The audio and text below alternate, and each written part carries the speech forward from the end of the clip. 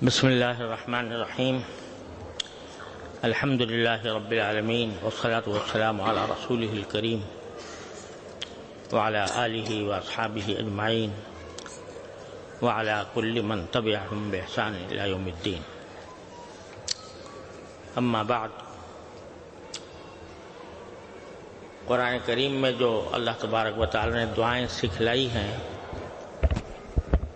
ان کا بیان چل رہا تھا. پچھلی مرتبہ سورہ بنی اسرائیل میں جو دعا فرمائی گئی ہے، رب ادخلنی مدخل صدق واخرجنی مخرج صدق، اس کے بارے میں کچھ گزارشات میں نے پیش کی تھی. اس کے بعد جو قرآن کریم میں دعا آئی ہے وہ ہے ربنا آتنا من لدنک رحمتا وہیئ لنا من امرنا رشدا. ترجمہ اس کا یہ ہے کہ اے ہمارے پروردگار، ہمیں خاص اپنی جانب سے رحمت عطا فرمائیے اور ہمارے معاملات میں جو راستہ بھلائی کا ہو وہ ہمارے لیے تیار کر دیجیے، بھلائی کا راستہ تیار کر دیجیے. یہ ہے ترجمہ اس آیت کا. یہ آیت سورہ کہف میں آئی ہے اور اصحاب کہف کی دعا ہے. اصحاب کہف وہ حضرات تھے جن کو اللہ تبارک و تعالی نے اپنی قدرت کی اور رحمت کی ایک نشانی بنایا. کہف کے معنی ہوتے ہیں غار، اور ان کا جو واقعہ روایات میں آیا ہے وہ یہ ہے کہ حضرت عیسیٰ علیہ السلام کے آسمان پر اٹھائے جانے کے بعد وہاں پر حضرت عیسیٰ علیہ السلام کے متبعین تھوڑی تعداد میں رہ گئے تھے اور رفتہ رفتہ ان پر مختلف بادشاہوں کا تسلط ہوتا رہا اور انہیں اپنے ایمان کی وجہ سے بہت دکھ اور تکلیفیں اٹھانی پڑی. کبھی کوئی بادشاہ ان پر مسلط ہو گیا، کبھی دوسرا بادشاہ مسلط ہو گیا، یہاں تک کہ رفتہ رفتہ ان کی تعداد بہت کم رہ گئی. تو یہ تقریباً 30ویں صدی عیسوی کا واقعہ ہے کہ اس زمانے میں ایک بادشاہ ہوتا تھا جس کا نام دقیانوس بتایا جاتا ہے، اور آج تک بھی اس کی طرف نسبت کر کے کوئی پرانی چیز ہوتی کہ دقیانوسی چیز ہے تو یہ اس کی طرف نسبت ہے. دقیانوس اس کا نام عربی تفسیروں میں آیا ہے، تفسیروں میں اور تاریخوں میں.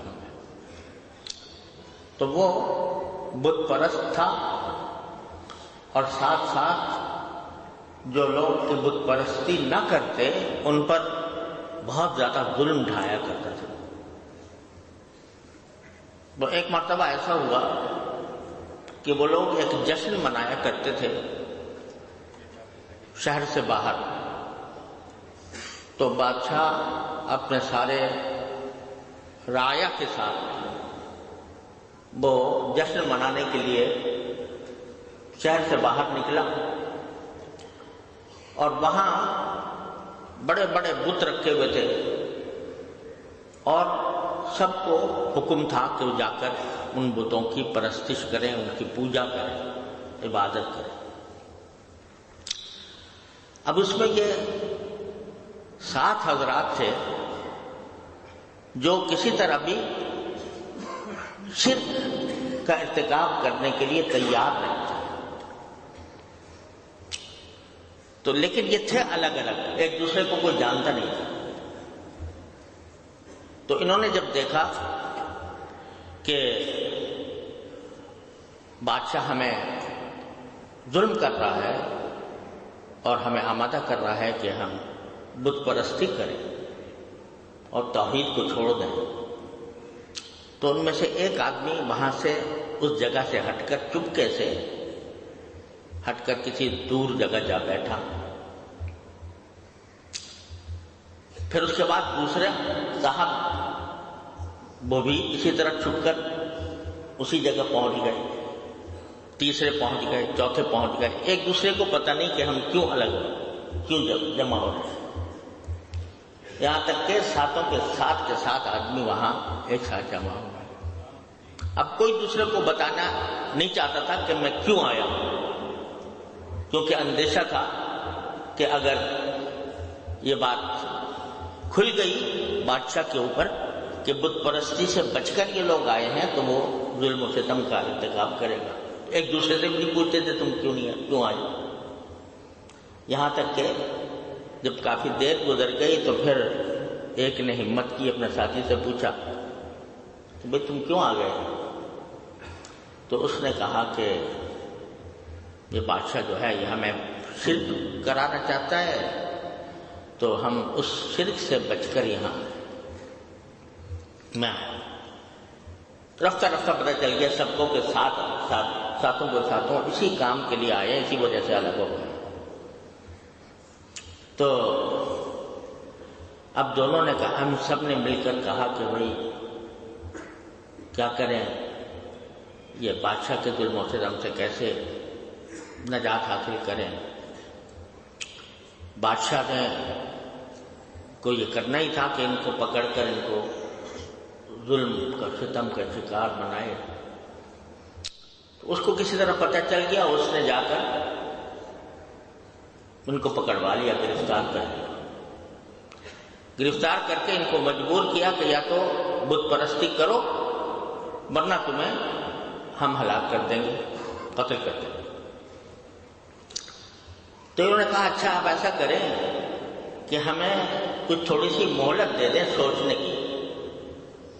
سوچنے سمجھنے کی مہلت دے دیں کہ جس میں ہم غور کریں اور اس میں ہم فیصلہ کریں گے کہ ہمیں کرنا ہے کہ نہیں کرنا، مر جانا ہے یا بت پرستی کرنی ہے.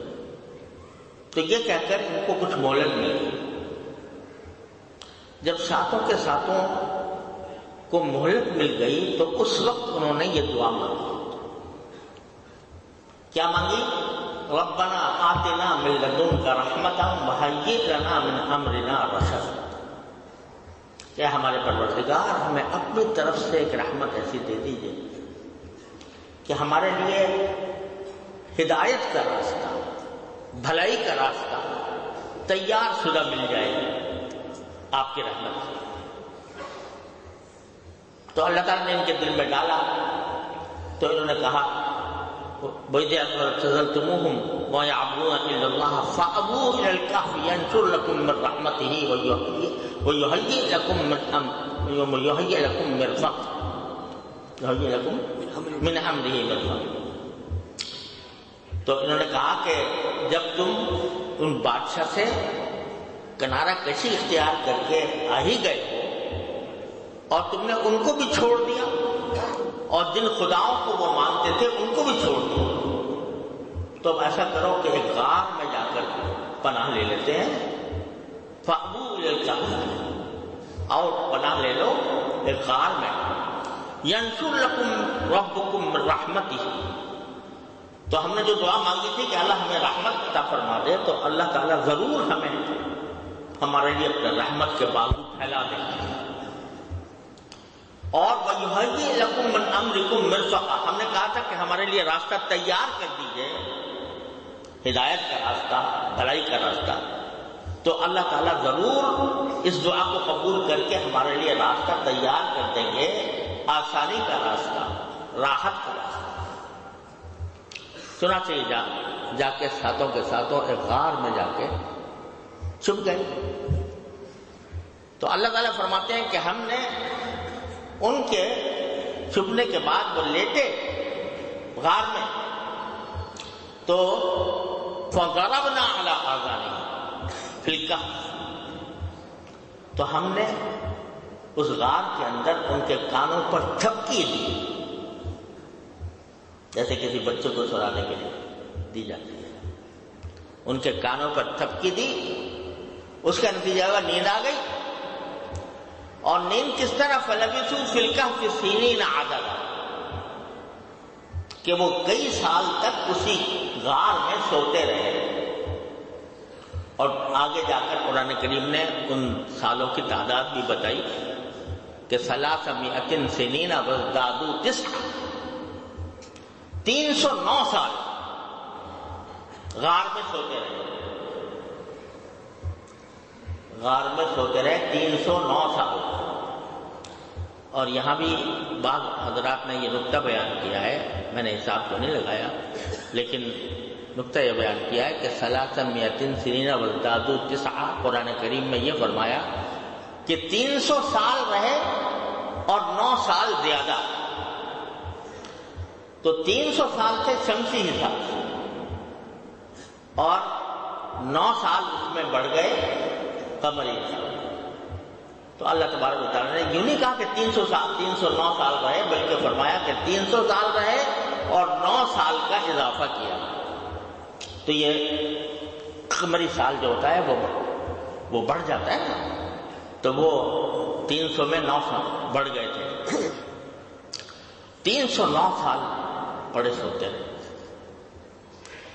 اور قرآن کریم نے نقشہ کھینچا ہے اس کا کہ کس طرح سوتے رہے کہ وَنُقَلِّبُهُمْ ذَاتَ الْيَمِينِ وَذَاتَ الشِّمَالِ،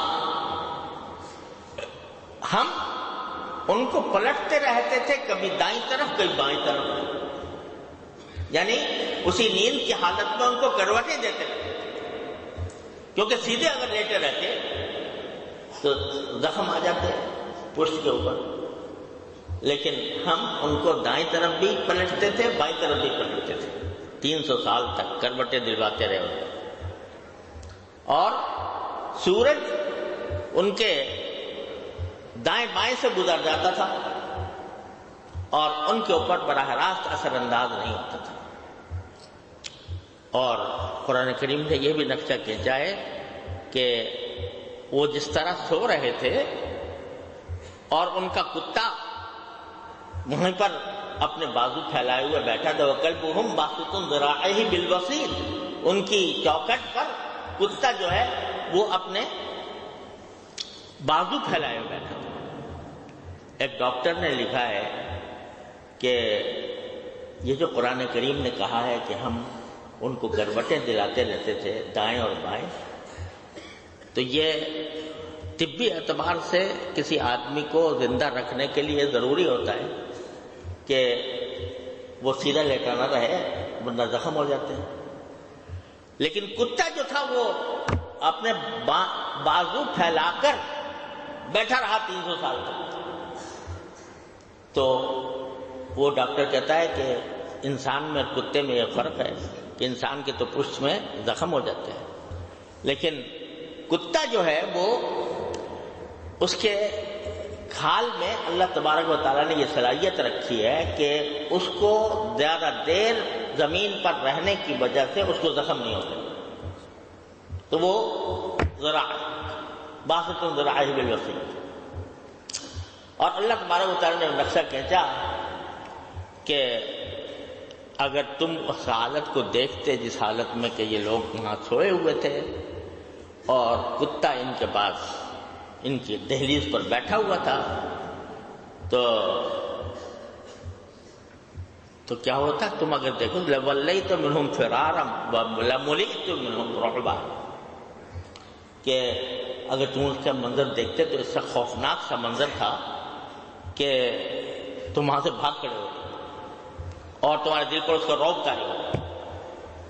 300 سال 309 سال سوتے رہے،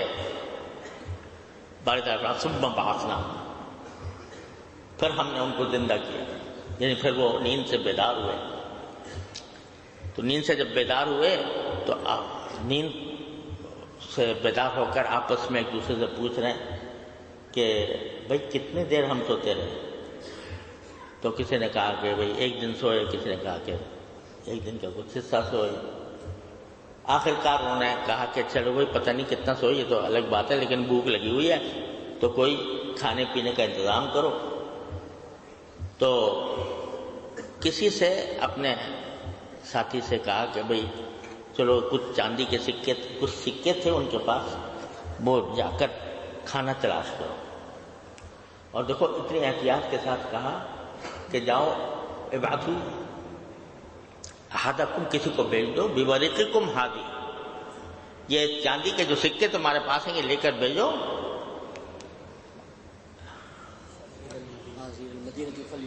فلینظر ایھا ازکی طعاما، جا کر وہ تلاش کرے کہ بھئی کون سا کھانا حلال ہے، کیونکہ سب بت پرست تھے نا ان کے خیال میں، تو کھانا تلاش کرو اور حلال کھانا تلاش کرو۔ اس حالت میں بھی یہ فکر تھی کہ بھئی کھانا حرام نہ ہو۔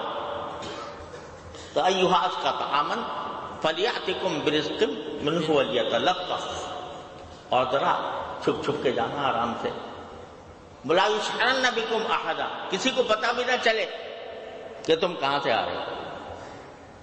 ابھی جب سکے لے کر گیا کھانے وانے لینے کے لیے، تو جو آدمی بیچ رہا تھا اس نے ان کی شکل اوپر سے نیچے دیکھی کہ تم کہاں سے آ گئے؟ تو اس نے کہا یہ سکے لے کے آیا ہوں کھانے کے لیے۔ کہا یہ تو 300 سال پرانے سکے ہیں،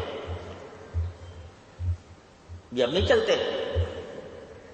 تب ان کو احساس ہوا کہ ہم نے 309 سال زندہ رہے۔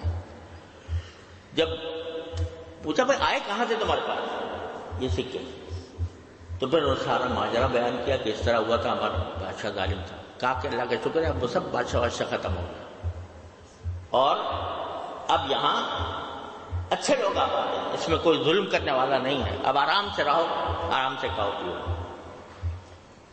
یہ قصہ اللہ تبارک و تعالیٰ نے بیان فرمایا سورہ کہف میں، اور آغاز یہاں سے کیا، ام حسبت ان اصحاب الکہف والرقیم کانوا من آیاتنا عجبا اذ اوى الفتية الى الكهف وقالوا ربنا آتنا من لدنك رحمة وهيئ لنا من امرنا رشدا۔ دعا بھی کیسی کی، ربنا، اے ہمارے پروردگار۔ قرآن کریم میں جتنی دعائیں ہیں ان میں سب جگہ ربی یا ربنا، اللہم مجھے یاد نہیں پڑتا کہیں قرآن کریم میں، جہاں جتنی دعائیں آئی ہیں۔ کیوں بھائی قاری صاحب ہے کوئی اللہم کہیں؟ یاد نہیں پڑتا کہیں، ہر جگہ یا ربی ہے یا ربنا ہے۔ تو یہ طریقہ سکھایا گیا ہے کہ جب دعا کرو تو یہ کہہ کر پکارو اللہ میاں کو کہ اے میرے پروردگار، اے ہمارے پروردگار، کیونکہ یہی صفت ہے باری تعالیٰ کی ربوبیت، پرورش کرنے والا، تو اس کا واسطہ دے کر دعا مانگی جائے۔ جب کسی سے خطاب کیا جاتا ہے تو اس کا ایک طریقہ تو ہوتا ہے کہ اس کا نام لیا جائے، اے فلاں، اور ایک طریقہ یہ ہوتا ہے کہ اس سے میرا جو رشتہ ہے اس رشتے کا حوالہ دے کر مانگا جائے۔ اب ایک باپ ہے وہ اپنے بیٹے کو پکارتا ہے اس کے نام سے، تو اس میں اتنا مزہ نہیں، لیکن اگر کہا بیٹا تو اس کے اندر ایک اپنائیت ہے، ایک پیار ہے، اور اس رشتے کا حوالہ دے دیا جا رہا ہے جو اس کے ساتھ ہے۔ اسی طرح باپ کو اگر پکارے کوئی شخص تو ایک صورت یہ ہے کہ پھر نام لے کر کے فلاں صاحب، لیکن اگر کہے ابا جان، کہے ابو، تو اس میں پیار زیادہ ہے۔ مجھے یاد آیا حضرت شیخ الاسلام علامہ شبیر احمد صاحب عثمانی رحمۃ اللہ علیہ، ہم بچے تھے تو وہ ہمارے گھر تشریف لایا کرتے تھے، اور ہماری جو دادی تھیں ان کو وہ ممانی کہتے تھے، یعنی وہ رشتے کی کوئی ممانی ان کی بنتی تھی، تو وہ حضرت علامہ کو بیٹا کہہ کر خطاب کرتی تھی۔ تو وہ فرمایا کرتے تھے کہ میں یہاں اور کسی مقصد سے تو آتا ہی ہوں، لیکن یہ بیٹا کا لفظ سننے کے لیے آتا ہوں، کیونکہ اب مجھے دنیا میں کوئی بیٹا کہہ کر پکارنے والا نہیں ہے۔ تو وہ کیونکہ اس میں جو اپنائیت ہے، اس میں جو لطف ہے، وہ شاید ان کو شیخ الاسلام کہا جاتا تھا، علامہ کہا جاتا تھا، اس میں ان کو اتنا مزہ نہ آتا ہو جتنا بیٹا کے لفظ میں مزہ آتا۔ تو جو رشتہ ہوتا ہے مخاطب سے، اس رشتے کے حوالے سے اگر خطاب کیا جائے تو اس میں اپنائیت ہے۔ تو اللہ تعالیٰ نے ہمیں فرمایا کہ جب تم مجھ سے کچھ مانگو تو اس رشتے کا حوالہ دے کر مانگو جو میرا تمہارے ساتھ ہے۔ وہ رشتہ کیا ہے؟ کہ میں رب ہوں تمہارا، میں تمہارا پروردگار ہوں، میں تمہیں پالنے پوسنے والا ہوں، ربنا کہہ کر پکارو۔ تو یہاں پر بھی انہوں نے اپنے پروردگار کو ربنا کہہ کر پکارا۔ فرمایا آتنا من لدنک رحمہ، ہمیں رحمت عطا فرمائی۔ رحمت کی دعا تو کرنی تھی، لیکن من لدنک خاص اپنے پاس سے عطا فرمائی۔ اس میں اشارہ اس طرف ہے کہ ہمارا کوئی استحقاق نہیں ہے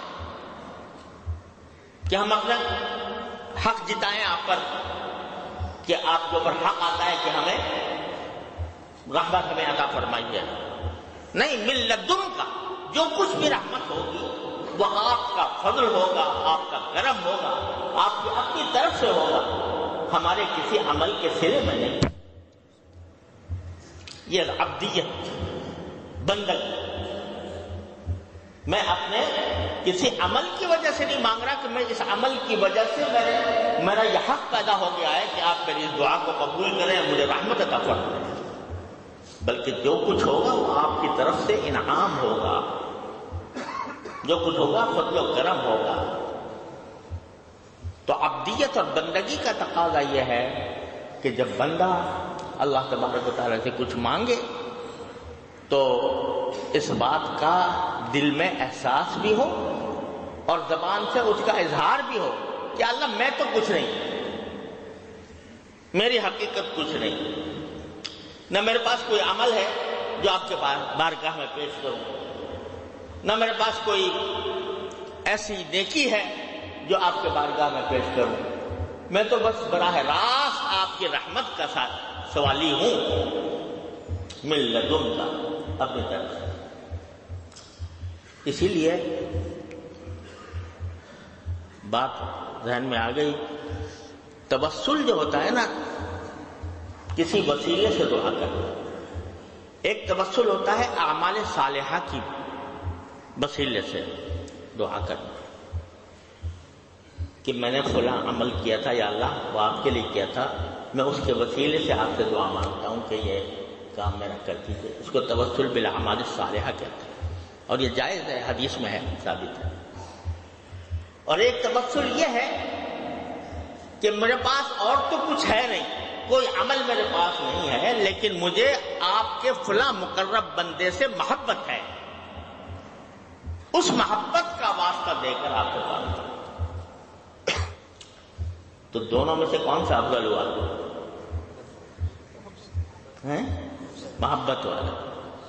وہاں تو یہ ہے کہ میں نے فلاں عمل کیا تھا تو میں اس کا وسیلہ دے کر آپ سے مانگ رہا ہوں، تو گویا میں اپنے عمل کو کوئی اہمیت دے رہا ہوں اور اللہ تبارک و تعالیٰ سے اس کے توسل سے مانگ رہا ہوں۔ اللہ میں نے جائز تو اس کو بھی کر دیا، ٹھیک ہے چلو اس طرح مانگ لو۔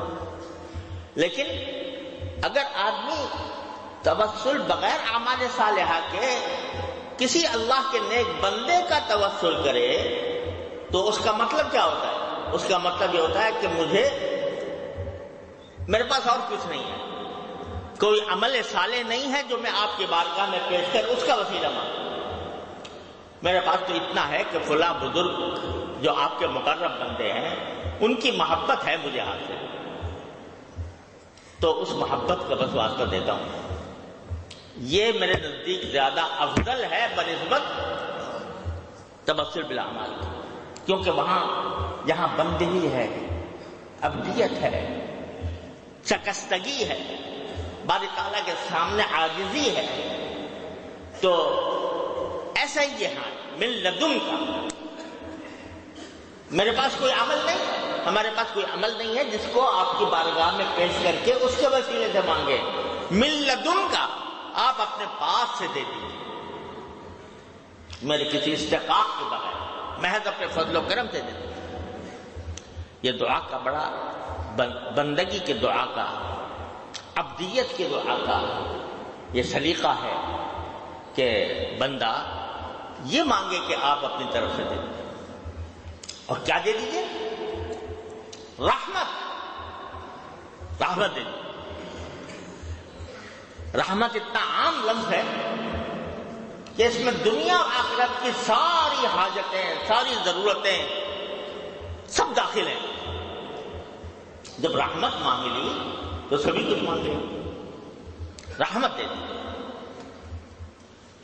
یہ جو ہم دعا پڑھتے ہیں نا مسجد میں داخل ہوتے ہوئے، اللہم افتح لی ابواب رحمتک، اے اللہ ہمارے لیے اپنے رحمت کے دروازے کھول دیجیے. اگر یہ ایک دعا قبول ہو جائے پوری طرح، انسان کا بیڑا پار ہو جائے. کیونکہ رحمت میں دنیا کی تمام حاجات بھی آ گئیں، آخرت کی تمام حاجات بھی آ گئیں. وہ مل گئی تو سب کچھ مل گیا.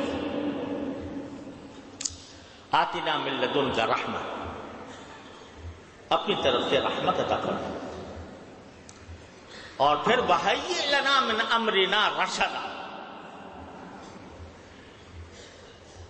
اے اللہ، اے ہمارے پروردگار، ہمارا جو معاملہ ہے جس میں ہم گرفتار ہیں کہ توحید کے عقیدہ رکھتے ہیں، اور ہمارا جو دشمن ہے وہ ہمیں شرک پر مجبور کر رہا ہے، اگر اس کی بات نہ مانیں گے تو ہمیں قتل کر دے گا، اور کوئی چارہ ہمارے پاس نہیں ہے.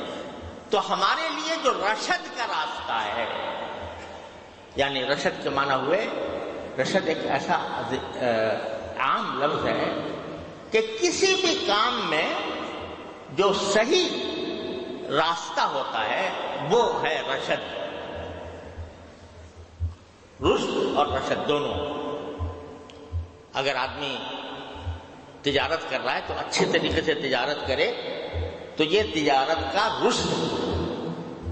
اگر زراعت کر رہا ہے تو اچھی طرح کرے، یہ زراعت کا رشد ہے. گھر والوں کے ساتھ اٹھنا بیٹھنا ہے تو اس میں جو طریقہ صحیح ہونا چاہیے وہ اختیار کرے تو یہ رشد اور رشد ہے. تو ہمارے لیے رشد کا راستہ، یعنی تمام زندگی کے تمام پہلوؤں میں بھلائی حاصل کرنے کا راستہ ہمارے لیے آسان کر دیجیے. دیکھو یہ بھی بندگی، یعنی اے اللہ ہم کمزور لوگ ہیں، تو صحیح راستہ اگر حاصل کرنے کے لیے، ہدایت کا راستہ حاصل کرنے کے لیے کوئی بہت بڑی مشقت اٹھانی پڑی تو ہم اس کے لائق نہیں ہیں. وہ ہماری استطاعت سے باہر ہے. لہذا آپ راستہ بھی ہمارے لیے ایسا تیار کر دیجئے کہ جو تیار کر دیں آپ، کہ جس میں کوئی دقت زیادہ نہ ہو، پریشانی زیادہ نہ ہو. وَهَيِّئْ لَنَا مِنْ أَمْرِنَا رَشَدًا. اب یہ دعا پڑھیں، کس دل سے کی تھی، کس اخلاص سے کی تھی، کن حالات میں کی تھی، اس دعا قبول فرمائی اللہ تبارک و تعالیٰ نے، اور یہ راستہ پیدا کر دیا جو آج تک ایک مثال بنا کہ 7 آدمی ایک غار کے اندر 309 سال تک پڑے سو رہے ہیں. موت ان کو نہیں آتی، کھانے کی ضرورت ان کو نہیں ہوتی، اور بیمار وہ نہیں ہوتے اور 309 سال تک زندہ ہیں. یہ آسان راستہ. بھئی اگر فرض کرو کہ یہ حکم ہوتا یہ ان کو توحید کے اوپر قائم رہنے کے لیے جہاد کرنا پڑتا تو جانیں بھی جاتی، اگرچہ جان دینا اللہ کے لیے ہوتا، لیکن مانگا تھا کہ یا اللہ میاں آسان راستہ پیدا فرما. تو اس سے زیادہ آسان کیا ہوگا؟ پورا زمانہ گزر گیا اس ظالم بادشاہ کا، اور جب بیدار ہوئے تو انقلاب آ چکا تھا شہر کے اندر. فَهَيِّئْ لَنَا مِنْ أَمْرِنَا رَشَدًا. تو یہ اچھا اللہ تبارک و تعالیٰ جب کوئی واقعہ سناتے ہیں قرآن کریم میں، وہ محض ایک داستان نہیں ہوتی، محض ایک افسانہ نہیں ہوتا، اس کی ایک ایک چیز میں سبق ہوتا ہے، اور اس میں سبق ہوتا ہے ہمارے لیے. یہ جو سکھایا کہ انہوں نے یہ مانگا تھا، ہم نے یہ کیا. کیا مطلب ہوا اس کا؟ تم بھی مانگو، تم بھی ہم سے اسی طرح مانگو، اور جہاں تمہیں دشواریاں پیش آ رہی ہوں اور تمہارے سامنے رکاوٹیں ہوں دین پر چلنے کے لیے، تو وہاں ہمیں پکارو، ہم سے مانگو. یہی مانگو، ربنا آتنا من لدنک رحمۃ وہیئ لنا من امرنا رشدا. آج لوگ کہتے ہیں کہ جی دین پر عمل کرنا بڑا مشکل ہو گیا ہے، سارا معاشرہ بگڑا ہوا ہے، رشوت کا بازار گرم ہے، ہم کاروبار کریں تو کیسے کریں، بغیر رشوت کے کام نہیں ہوتا. ہم بازار میں نکلتے ہیں، گھر سے باہر نکلتے ہیں تو نگاہوں کو پناہ نہیں ملتی، اور نگاہوں کو کیسے بچائیں؟ مجلسوں میں بیٹھتے ہیں تو غیبتیں شروع ہو جاتی ہیں، کیسے بچائیں؟ جبکہ پوری مجلس جو ہے وہ غیبتوں سے گرم ہے، کیسے بچائیں؟ تقاضا ہوتا ہے نماز باجماعت کا، اور ہم ایسے ماحول میں رہ رہے ہیں جہاں کسی کو فکر نہیں ہے، تو ہمارے دل میں بھی رکاوٹیں پیدا ہو جاتی ہیں.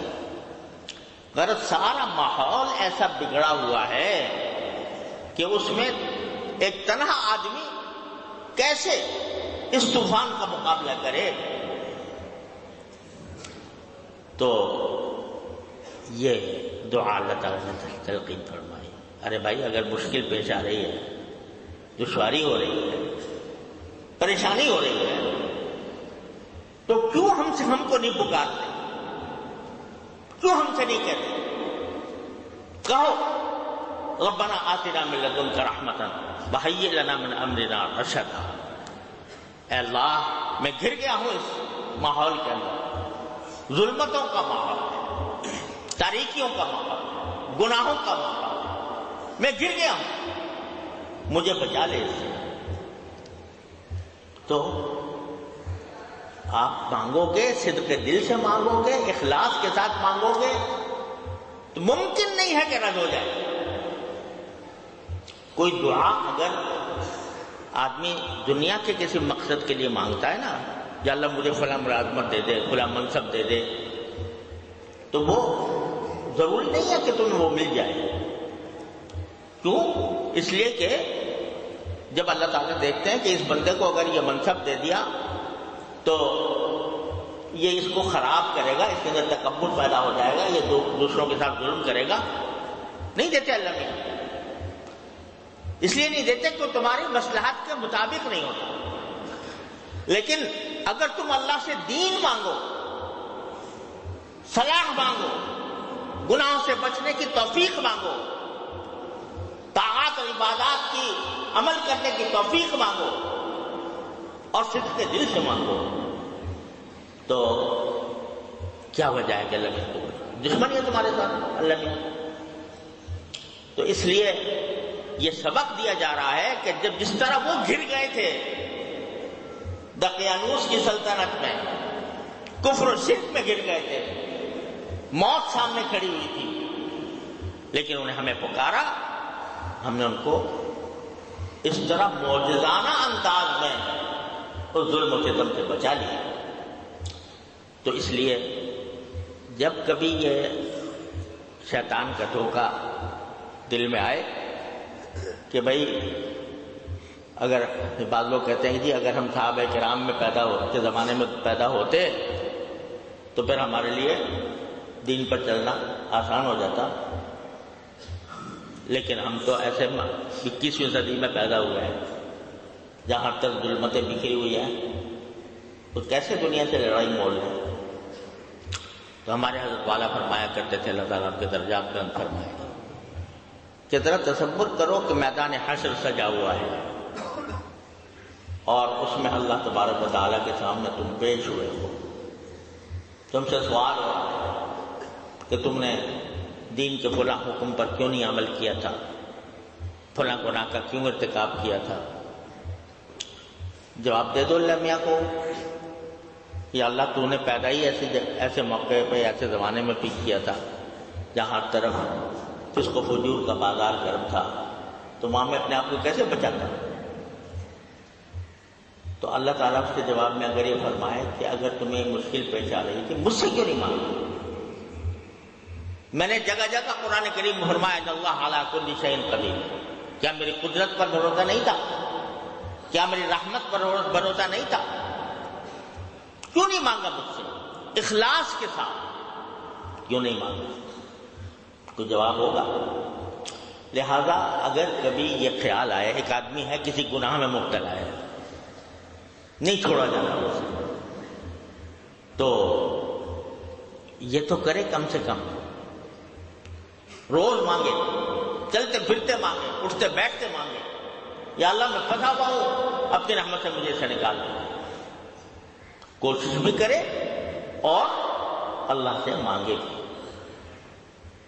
دیکھو ان حضرات نے یہ نہیں کیا کہ وہیں بیٹھے رہتے اسی ماحول کے اندر اور ماحول میں بیٹھ کر مانگتے اللہ میاں سے کہ مجھے نکال دے ان میں سے، اپنی جتنی استطاعت تھی بھاگ کے غار میں گھس گئے، اتنا کر سکتے تھے نا، یہ اپنے حصے کا کام انہوں نے کر لیا، باقی اللہ پر چھوڑ دیا، ربنا آتنا من لدنک رحمۃ وہیّ، یہی تم بھی کرو، جتنا تم سے ہو سکتا ہے اتنا قدم بڑھاؤ اور پھر اللہ کو پکارو، اپنے پروردگار کو پکارو، کہو ربنا آتنا من لدنک رحمۃ وہیّ لنا من امرنا رشدا۔ اس کے باوجود تو دیکھنا تم انشاءاللہ ثم انشاءاللہ تمہاری زندگی میں انقلاب آ جائے، اور اگر بالفرض نہ آیا جبکہ تم نے کوشش بھی جاری رکھی تھی اور اللہ سے مانگتے بھی رہے تھے، تو کم از کم اللہ میاں کے سامنے یہ کہنے کو تو ہوگا یا اللہ ہم نے تو مانگا تھا، ہم نے کوشش بھی کی تھی، مانگا بھی تھا، تو اللہ میاں اس کو نامراد نہیں کرتے۔ تو یہ ایک اتنا بڑا سبق مل رہا ہے اس واقعے سے بھی اور اس دعا سے بھی جو حضرات کے دل میں اللہ تبارک و تعالیٰ نے ڈالی، الہام ہی ہوا اس دعا کا، وہ صرف ان کے لیے نہیں تھا، وہ ہمارے سب کے لیے ہے۔ جب کبھی دشواری پیش آئے اللہ سے رجوع کرو، اللہ تعالیٰ سے مانگو، مانگتے بن جاؤ اللہ تبارک و تعالیٰ کی بارگاہ، تو اللہ تعالیٰ کے ہاں دینے کی کوئی کمی نہیں۔ کوئی جو نہ شنا سے ادا ہو تو کیا علاج، کوئی جو نہ شنا سے ادا ہو تو کیا علاج، ان کی نوازشوں میں تو کوئی کمی نہیں، مانگنے والا چاہیے۔